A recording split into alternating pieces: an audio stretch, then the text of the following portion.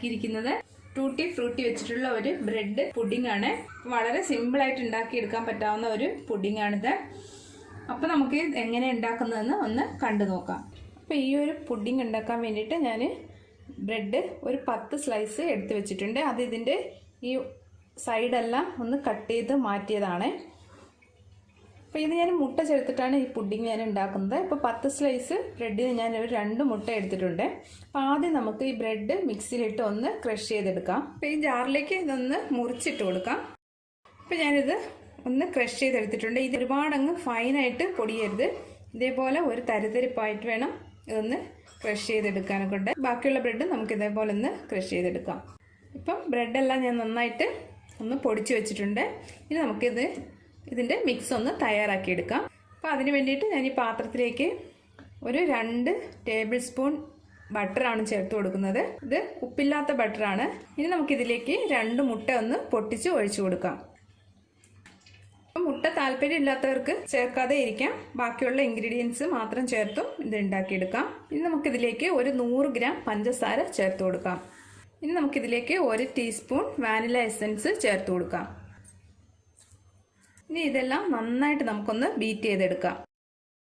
ഈ പഞ്ചസാര എല്ലാം നന്നായിട്ട് ഒന്ന് മെൽറ്റ് ആവുന്നവരേക്ക് നമുക്കിത് നന്നായിട്ടൊന്ന് ബീറ്റ് ചെയ്തെടുക്കാം. ഇനി നമുക്കിതിലേക്ക് പാൽ ചേർത്ത് കൊടുക്കാം. ഇപ്പം ഞാൻ 125 ml കപ്പാണിത്. ഇതിൽ 2 കപ്പ് പാലാണ് ഞാനിതിലേക്ക് ചേർത്ത് കൊടുക്കുന്നത്. അപ്പോൾ ഈ പാൽ ചേർത്തിട്ട് നമുക്കിതൊന്ന് മിക്സ് ചെയ്യാം. ഇനി നമുക്കിതിലേക്ക് പൊടിച്ചു വച്ചിരിക്കുന്ന ബ്രെഡ് ചേർത്ത് കൊടുക്കാം. നമുക്കിത് നന്നായിട്ടൊന്ന് മിക്സ് ചെയ്യാം. ഈ പുഡിങ്ങിൻ്റെ മിക്സ് തയ്യാറായിട്ടുണ്ട്. ഇത് നമുക്കൊരു 10-15 മിനിറ്റ് നമുക്കിതൊന്ന് മാറ്റി വയ്ക്കാം. ഇനി നമുക്ക് ഇതിനൊരു കാരാമൽ സിറപ്പ് ഉണ്ടാക്കിയെടുക്കാം. അപ്പോൾ അതിന് വേണ്ടിയിട്ട് ഒരു 100 ഗ്രാം പഞ്ചസാര നമുക്കിതൊന്ന് സിറപ്പാക്കി എടുക്കണം. ഇതിലേക്ക് ഒരു 2 ടേബിൾ സ്പൂൺ നമുക്ക് വെള്ളം ഒഴിച്ചു കൊടുക്കാം. വെള്ളം കൂടി പോകരുത്, ഒരു 2 ടേബിൾ സ്പൂൺ മതിയാകും. ഇനി നമുക്കിത് നന്നായിട്ടൊന്ന് മെൽറ്റാക്കി എടുക്കാം. അപ്പോൾ ഈ പഞ്ചസാര ഉരുകി നല്ല ഒരു ബ്രൗൺ കളർ വരേക്കും നമുക്കിതൊന്ന് മെൽറ്റാക്കി എടുക്കാം. നല്ലൊരു ഗോൾഡൻ ബ്രൗൺ കളറിൽ നമുക്കിത് വാങ്ങി വയ്ക്കാം. ഇപ്പം ഞാനിത് കുക്കറിലാണ് ഉണ്ടാക്കിയെടുക്കുന്നത്. ഇപ്പം ഞാൻ കുക്കറിലേക്ക് കുറച്ച് വെള്ളം ഒഴിച്ചു കൊടുത്തിട്ടുണ്ട്.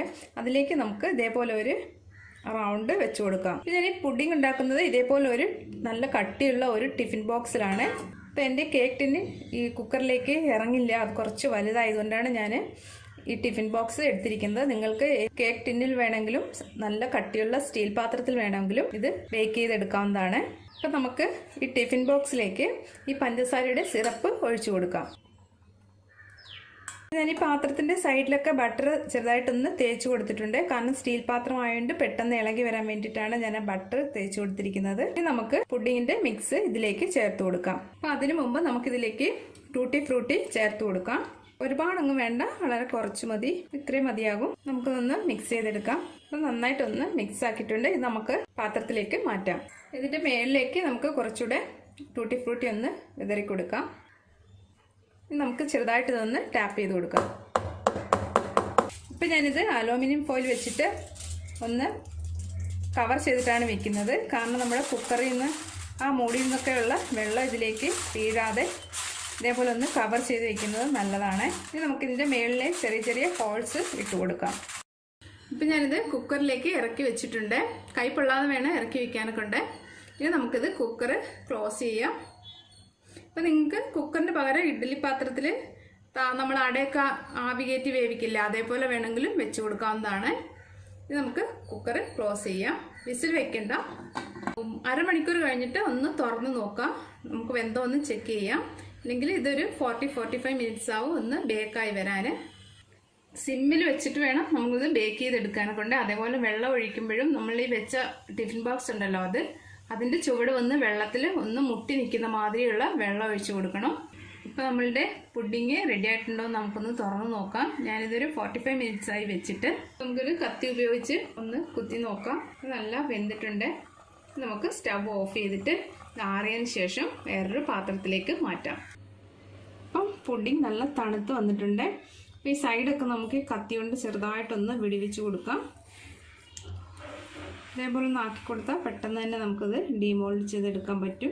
ഇപ്പോൾ നമ്മളുടെ tutti Frooti bread pudding ready ആയിട്ടുണ്ട്. വളരെ സിമ്പിളായിട്ട് ഉണ്ടാക്കിയെടുക്കാൻ പറ്റാവുന്ന ഒരു പുഡിങ്ങാണിത്. അപ്പോൾ ഇടയ്ക്കൊക്കെ ഇത് കുട്ടികൾക്ക് ഉണ്ടാക്കി കൊടുക്കുക. ഈ വീഡിയോ ഇഷ്ടമായിട്ടുണ്ടെങ്കിൽ ലൈക്ക് ചെയ്യാനും സബ്സ്ക്രൈബ് ചെയ്യാനും മറക്കല്ലേ. താങ്ക്